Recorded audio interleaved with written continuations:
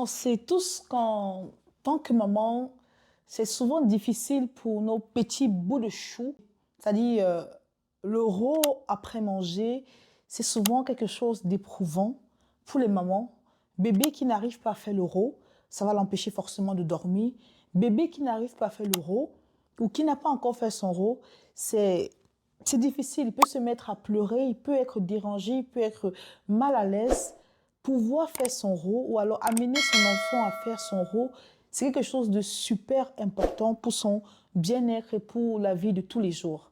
Alors, dans cette vidéo, je vais te dévoiler mes trois façons à moi d'aider bébé à faire son rôle. On se retrouve juste après mon générique.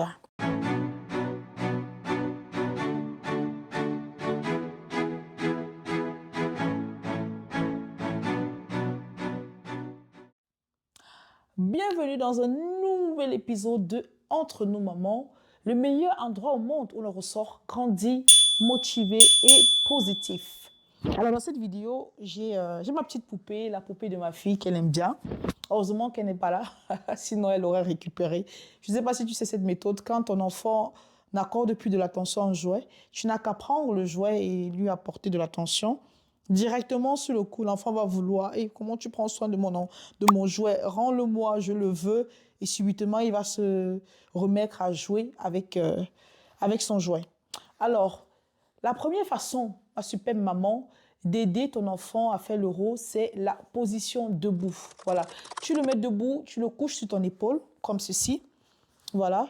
Et l'astuce, le secret ici, c'est d'avoir les jambes bien tendues. Voilà. Très souvent, les enfants ont tendance, voilà, la position fœtale, à replier leurs genoux sur eux-mêmes. Ce que tu dois faire, c'est que tu dois tendre les pieds de ton enfant pour qu'il puisse se détendre et qu'il puisse libérer ce gaz-là après l'allaitement ou après avoir mangé. C'est une position que tu mets sa tête au niveau de son épaule.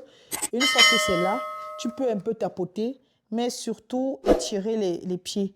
Tu étires les pieds, tu les étires plusieurs fois même. Voilà, tu les tends un peu, tu les tends, tu peux les retendre, tu les tends, tu les retends, tu les tends, tu étires, mais tu t'assures qu'en fin de compte, qu'il reste tendu.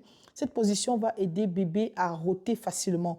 Cette position, tu peux la faire assise, mais pour l'optimiser, tu peux te lever et marcher. Ceci, les petits mouvements, voilà, vont aider bébé à rapidement rôter. Donc, c'est une astuce qui est très efficace. C'est une astuce de grand-mère. C'est une astuce qui a toujours marché. Je l'ai appliquée et elle a marché.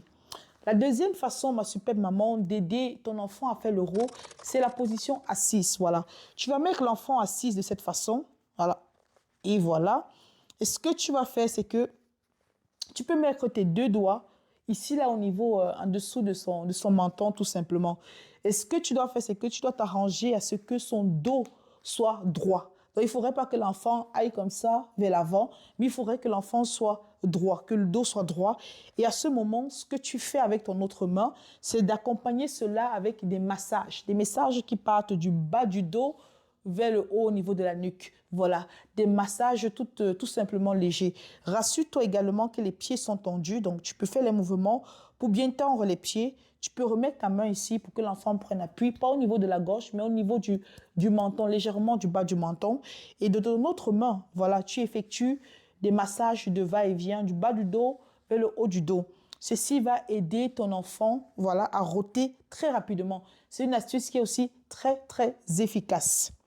Alors, la dernière astuce pour aider ton petit nez à faire le rot très rapidement, c'est la position couchée, semi-couchée, on va la dire. La position semi-couchée. Donc, tu vas mettre ton enfant comme ça. Tu peux faire retourner sa tête sur le côté, ce n'est pas un souci. Et tu ne le fais pas coucher, il ne doit pas rester droit. Sa tête, le haut du corps doit être un peu surlevé. Voilà. Les pieds toujours tendu, tu l'auras compris, bien tendu. Et ce que tu fais ici, tu fais plutôt des mouvements circulaires. Tu appuies légèrement avec des mouvements circulaires et tu dois laisser, voilà, les choses se faire ressentir. Tu dois ressentir cela. Voilà, est-ce que j'appuie trop? Parfois, tu vas même sentir le rot. Voilà. Tu vas poser l'enfant. Tu peux légèrement, des fois, basculer après quelques secondes, quelques minutes, légèrement vers le bas, mais il doit rester le plus surélevé que possible. Le haut du corps doit être surlevé, comme tu vois là. Et là, derrière, tu fais des mouvements circulaires, et tu t'assures que les pieds sont tendus. Ceci, tu peux le faire assis, tu peux aussi le faire debout en marchant. À chaque fois que tu accompagneras cela d'un mouvement, d'un déplacement, ceci va accélérer en fait le processus de row et va aider ton petit bébé à faire son row. Voilà.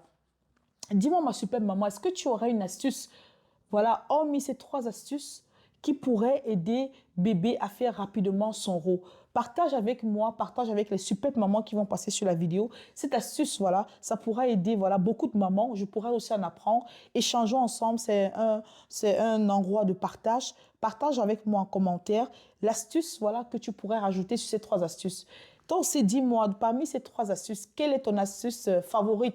Quelle est l'astuce qui a le plus marché pour toi? Pour moi, c'était cette position assise, voilà, assise et en massant le dos du bébé en l'arrêtant comme ça, c'était le row assuré. Et une fois que tu vas prendre la main, tu vas te rendre compte que tu n'auras même pas besoin de plus de 10 secondes pour amener ton enfant à rôter. Tu dois faire confiance à ton enfant, tu dois te faire confiance, voilà, et tu dois appliquer aussi les méthodes comme tu le sens. Tu peux optimiser les méthodes parce que tu ressens les choses. Laisse-toi aller, fais-toi confiance, trouve le moyen qui marche avec ton enfant. Ça peut même être autre chose qui n'a rien à voir avec tout ce qu'on a l'habitude de voir sur les réseaux sociaux. Mais tant que ça marche pour ton enfant, ça marche pour ton enfant, c'est le plus important, ma superbe maman. Ne quitte pas cette vidéo sans aller regarder les secrets de la confiance en soi. Parce que pour moi, c'est très important pour une maman d'avoir confiance en soi, de transmettre même cette confiance en soi à son nouveau-né. Regarde cette vidéo et on reste connecté. Picardement vôtre.